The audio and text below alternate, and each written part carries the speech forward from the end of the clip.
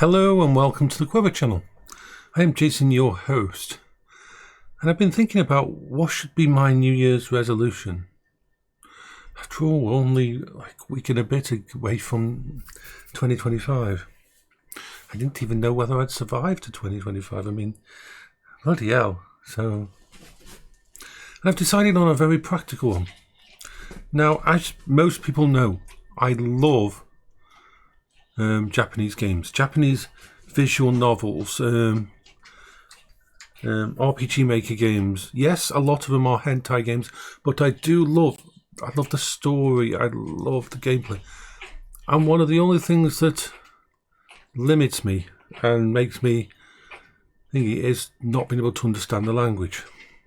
So I think my New Year's resolution is going to be to learn how to read the kind of Japanese language that games use.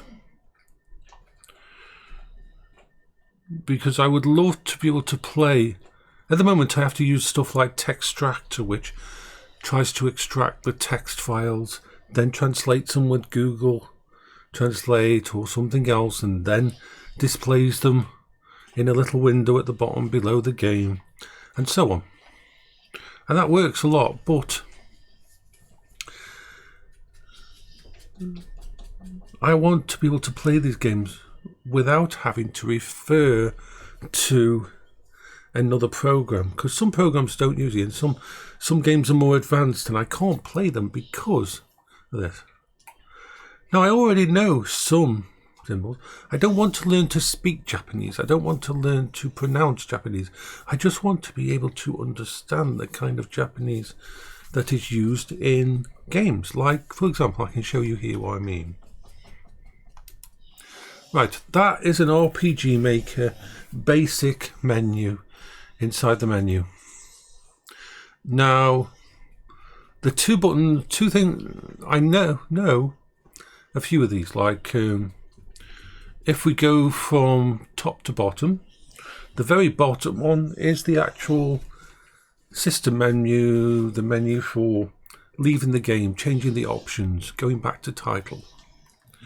The one above it is load game, or more precisely, load progress.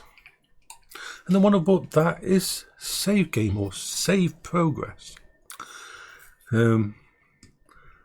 Those are pretty much unified on nearly every single visual novel and thing.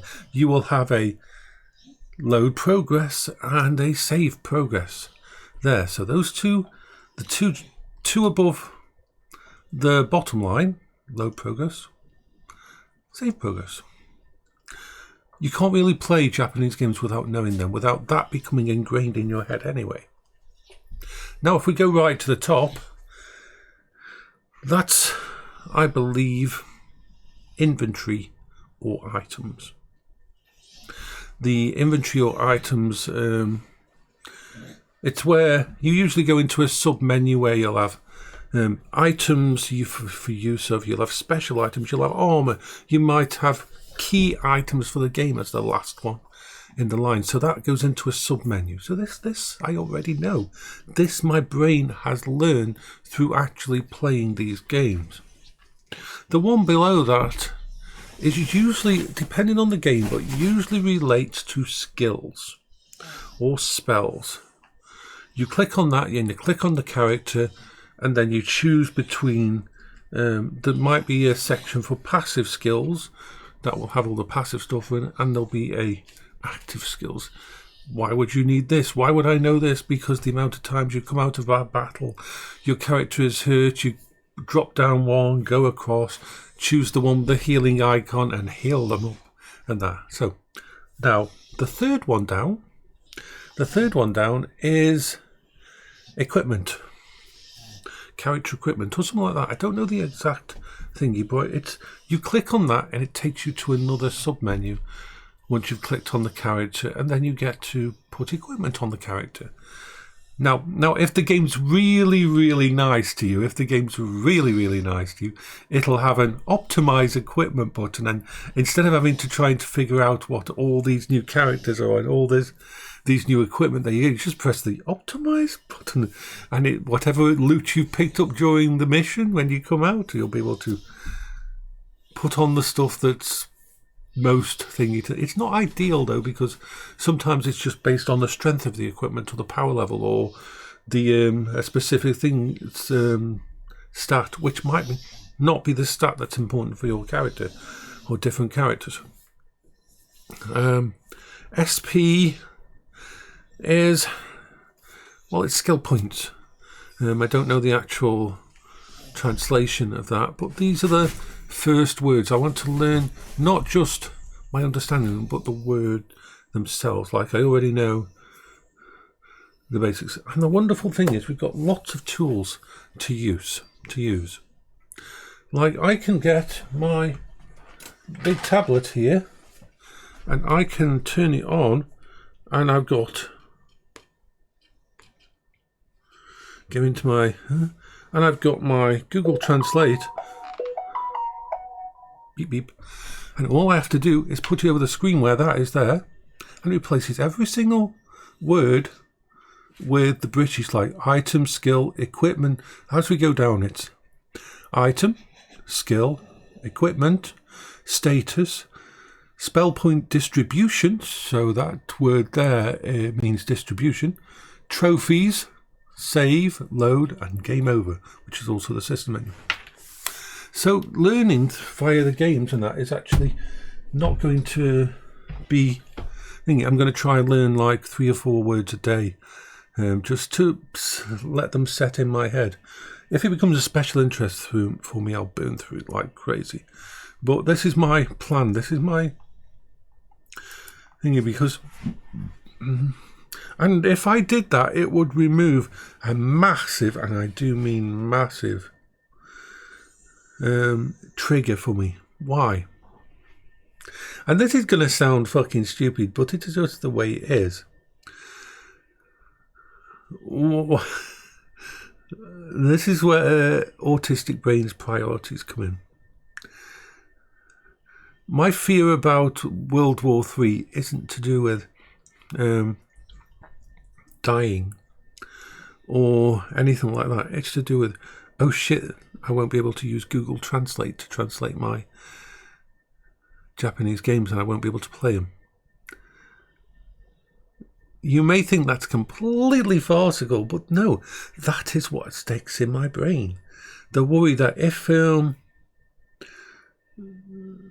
war happens, or if something happens to damage my attachment to the internet and that, then about 50% of my entertainment, my coping strategies, which, whether it's a normal time or war or whatever, I still have to have my coping strategies. That's why I have all my backup power and everything, and my solar, so I could keep a freaking computer running. My brain has to know that I've got a way to deal with it all. So having something in place like actually knowing the language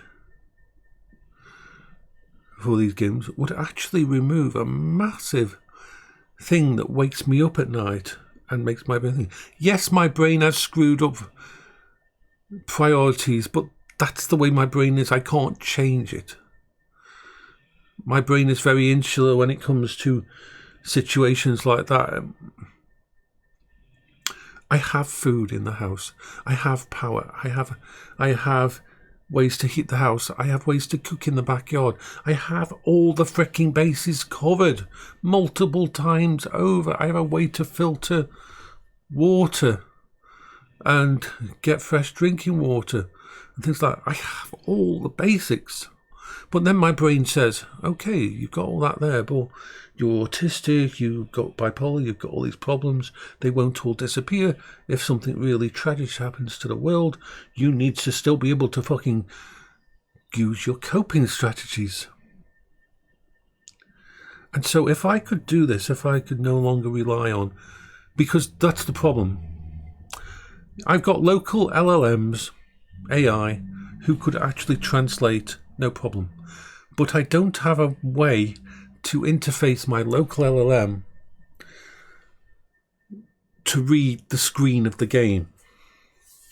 And so that can wake me up at 3 a.m. in the morning, and my brain has said, you still haven't figured this out. You still haven't figured this out. You still haven't figured out a way to use all this coping strategies and things that take your mind off things, like these games do, in a situation where the power goes out. So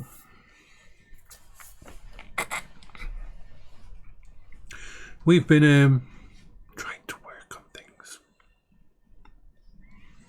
Anyway, so this is Jason for the Queber channel. Bye bye for now.